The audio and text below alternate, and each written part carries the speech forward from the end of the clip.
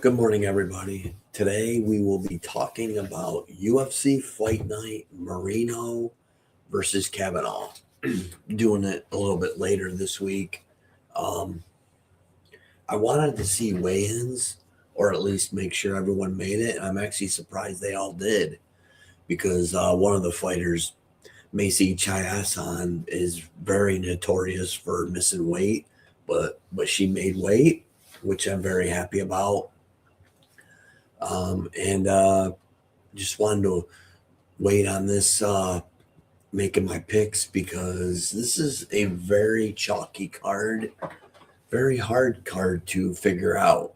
Um, there could be a lot of finishes, or I mean, you never know. I mean, some of these fighters that are huge underdogs are strictly in the UFC because they're tough as hell.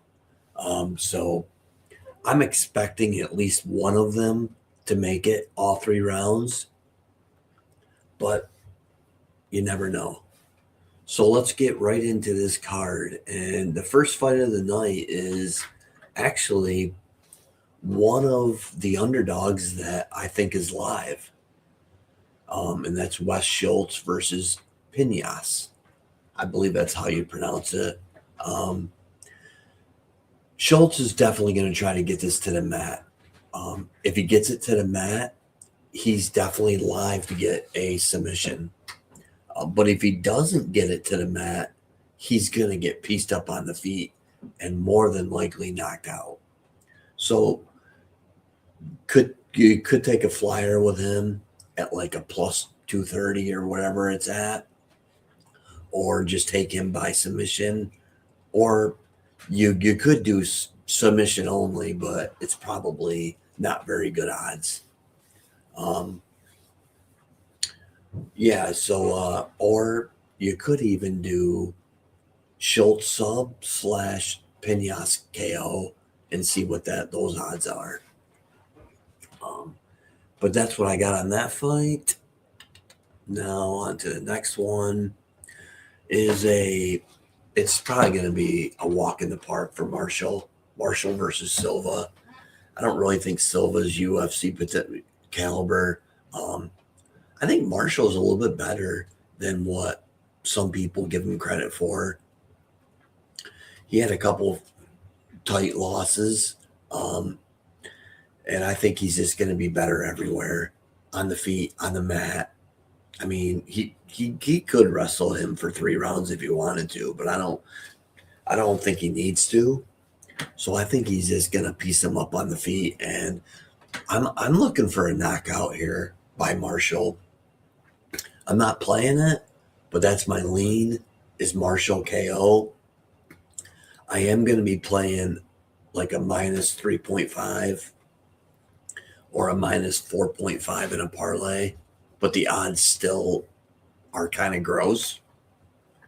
Even for a minus 5.5, it's still like a minus 310, and that's kind of risky because if he loses 2 round, or if he loses more than 1 round on one judge's scorecard, he doesn't get it. So that's tough. And then next we've got a replacement fighter, Regina Tarin fighting Karakate. Now, a little bit on Tarin is she was supposed to be on the Dana White's Contender Series last year, and I believe, if I'm not mistaken, she had visa issues. Her replacement on the Contender Series was that Montenegro, which that was the fighter that was supposed to fight Karakate. So now Tarin gets a chance to replace Montenegro. So it's kind of coming full circle for her. She's young. She's only 21. She looks like she's a grappler. So it's going to be basically Karakati on the feet or Tarin on the mat. But some of Tarin's work is also just in the clinch. So this could end up being a boring fight if she clinches her against the cage for 2.5 minutes and doesn't do a lot with it. I do think she's live to get the win. I did not take it because the odds are down to like a plus 140. If the odds were closer to a plus 175 or plus 200, I'd do it. But at those prices, I'm not going to do it. I think she's a solid young prospect, though. I do lean Karakate to keep it standing, though, and get the win. But Taran is definitely live.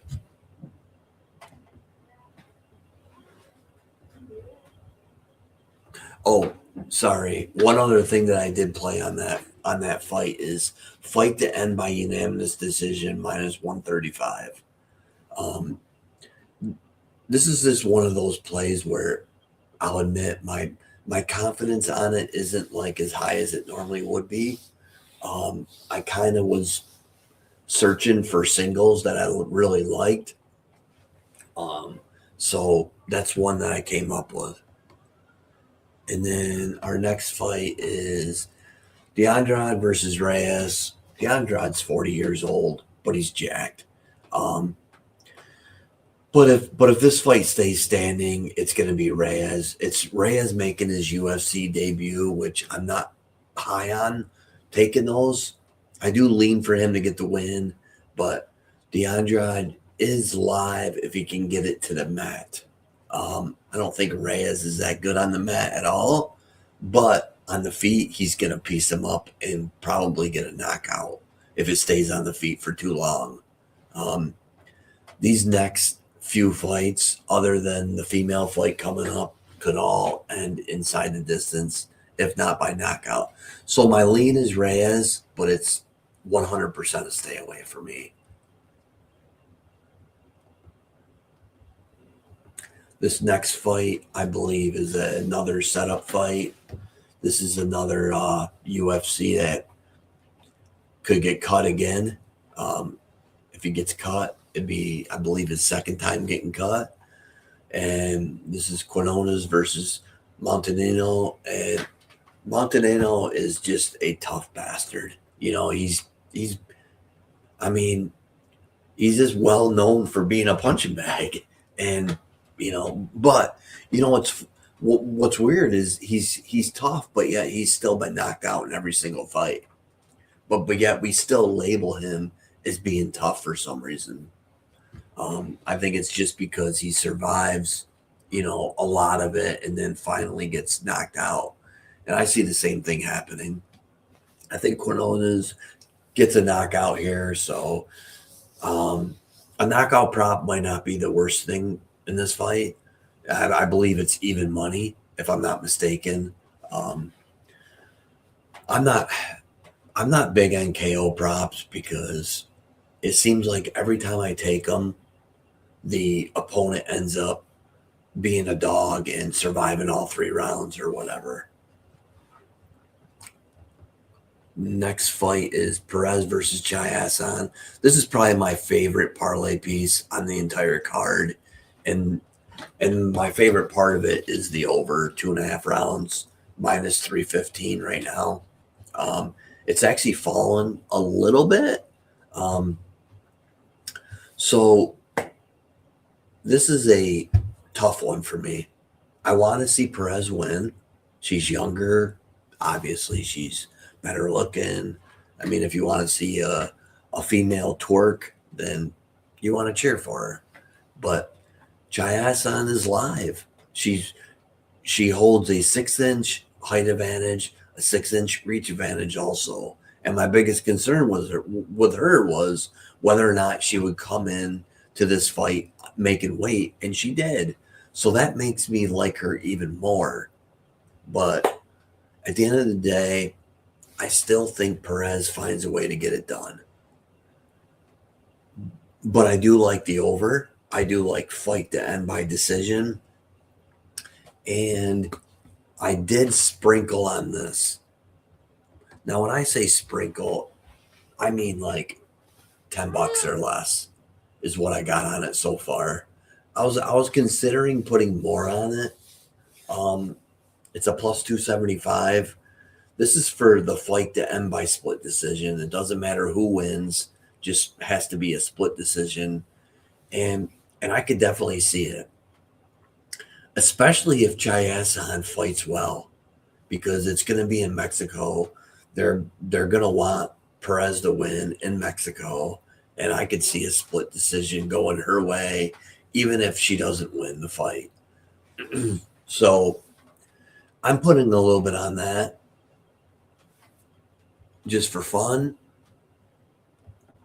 but I do like the over a lot in that fight. And then our next fight is Luna versus Pacheco. I think Luna's going to dominate. I think he's going to be way better on the feet. He's chalky. He's still a minus 500. I think he's going to be better everywhere. He could even grapple in this fight if he wanted to. So I do like Luna. I like Luna by KO plus 145. And I'm also playing Luna minus 5.5. I believe it's a minus 280 as a parlay piece. Those are the things that I really like in that fight. Then our next fight is Charez versus Bunez. Now, I have seen some people on Bunez, but I'm not. I think Charez is way better. I think he's going to piece him up on the feet. I think Bunez's only shot is to get this to the mat and get a submission, and I just don't see it happening. Charez's only losses are to Van and Tara, who Van's the champ now, and Tara's going to be fighting him for the belt. So his only losses recently are to the top of the top. I like Charez to get the win here. I used him as a parlay piece. I actually paired it with Luna minus 5.5, which it made it a minus 127. And I'll pull that up at the end when I pull up my parlays. But that's what I like there. And then let me shut that off. Next is the one fight I'm going to stay away from. Zellhuber versus Green. Zellhuber is a minus 500. He should win this fight. But if you look at just stats, Green's actually the more high volume striker. He's actually better defensively. He's actually more apt to wrestle. But I think Zellhuber is just better everywhere. And I think Green is just fading as he gets older. I believe he's 39. And I do like Zellhuber to get the win, but not at a minus 500. He just recently lost as a minus 700. So I can't back him until he starts showing me something. So my lean would be Zellhuber, but it's 100% to stay away from me. The next one I got is Rodriguez versus Borjas. I like Rodriguez a lot here. Now I got to figure out where I got it. Okay. I forgot that I didn't do this fight in order. Sorry. I see this fight staying on the feet. I think Borjas' only shot is if he does grapple. But I think on the feet, Rodriguez is going to be extremely more dangerous on the feet. I look for him to get a KO, actually. I did not play it. It's just a hard lean. Just trying to minimize my singles in the UFC lately. But I do like Rodriguez a lot. Next, we've got Vera versus Martinez. I like Martinez a lot here. I was going to play him by decision, but it's ballooned way up to like a minus 175. I believe it was a minus 140 to minus 150 earlier in the week. And at that price tag, I liked it a lot more. I do like the over, but the over is bad. It's a minus 425. So I really don't want to play the over 2.5 rounds either. But I think on the feet, Martinez is just going to lead wherever this fight goes. I think he's going to be faster, the higher volume striker. I think he's going to lead the dance. And I'm seeing Vera fading off the last couple fights. I think his age is starting to show through a little bit more and more each fight. And I like Martinez by decision.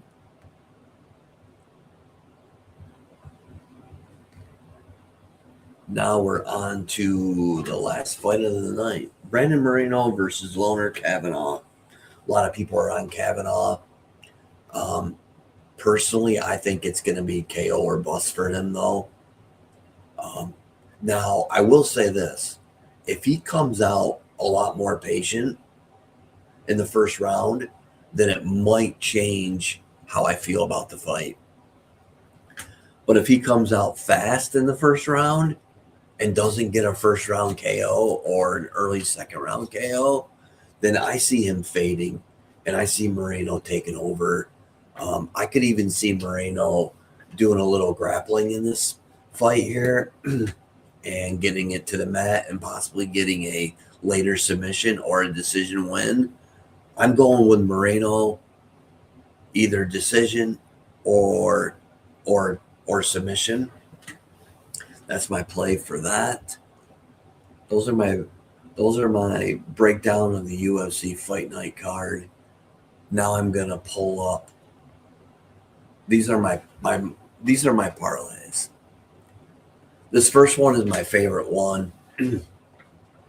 I've got Perez and Chiasson over 2.5 rounds. I don't hate it if you just say fight to go the distance, but it doesn't really add that much to it. I've got Taran and Karakate to start round 3, and then Moreno versus Kavanagh to start round 3.